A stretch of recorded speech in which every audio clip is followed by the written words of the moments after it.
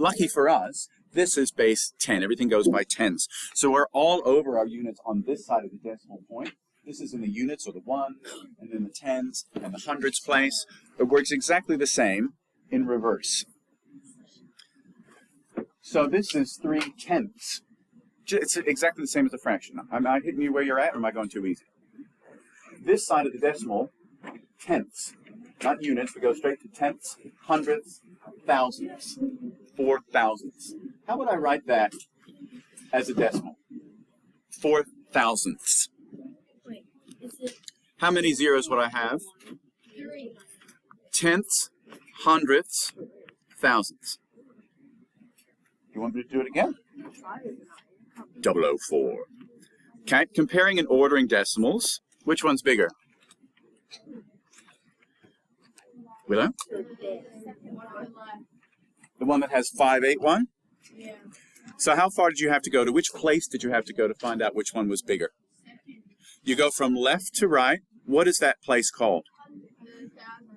This is the tens. This is the hundredths.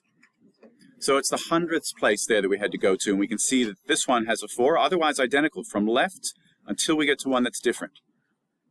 Do you understand that? They are both 362, but then they have 581 thousandths of one, so pretty much half. And this one's pretty much half too, but it's 549 thousandths. Oh my gosh, thanks, Shai, for paying attention. So this one, we get to the 8, 81 and 49, which one's bigger? Though the rest of it's the same, the 81 is bigger.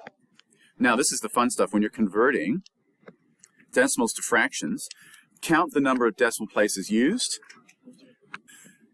Converting decimals, can you tell me what this is? Say that in words. 64 what? Yeah, true. 64 what? Tenths, hundredths, thousandths. We have 6 tenths and 4 hundredths, so together we actually have 64 hundredths of the whole. So we really need to make sure we get these place values right, because otherwise our calculations are going to be off. So how do I express 64 hundredths as a fraction?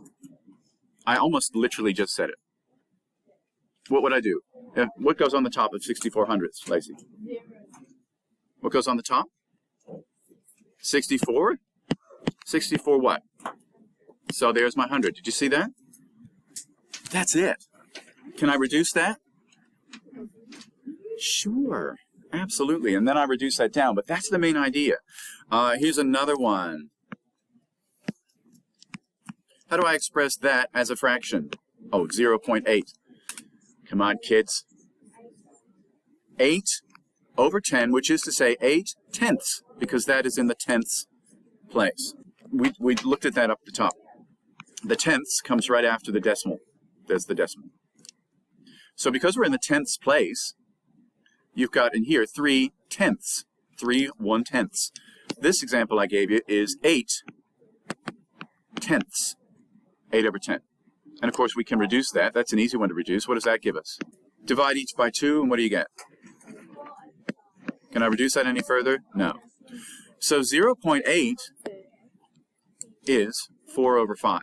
And we got there by recognizing that the 8 is in the tenths place. The other way, you just need to make sure that your bottom number is power of 10. So we have 239 1/1000ths. How do I express that as a fraction? 0.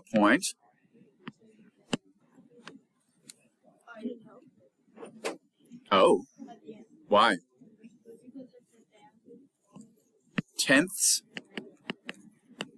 hundredths, thousandth. Yeah, that makes sense. And anyway, putting zeros at the end, does that make any difference once you're on this side of the decimal? It's not doing anything. It's not doing anybody any good except wasting ink. But that's the big thing to get, is you go straight to tenths on this side of the decimal. I'm going to do a different example. Will, are you with me? I'm actually going to do another one. So let's do, give me a random number that's not too big. 136 over 1,000. What does that look like as a decimal? We have 136 thousandths. That's all it is, because we get as far as the thousandths, and we know we've got it right. It gets a tad more complicated when we have mixed numbers, but it's all doable.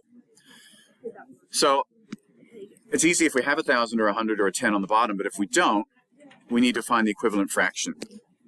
So 3 over 20, what can I multiply each of these by so I end up with, well, I can't simplify it any without getting crazy. So how do I get to a 10, 100, 1,000 so that I can actually turn it into a decimal?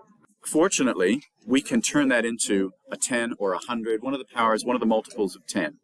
So how do I get 20 to look like 100? What do I multiply it by? If I multiply 20 times 5, I get 100. And now I know I'm going to the hundredths place. Let's also multiply, just making an equivalent fraction. 5 times 3 gives me what? 15. Now, how do I convert that to a decimal? I've got 100 on the bottom, a power of 10. Go. Is that correct, everybody? Certainly is. You got it. All right. Now you've got some exercises.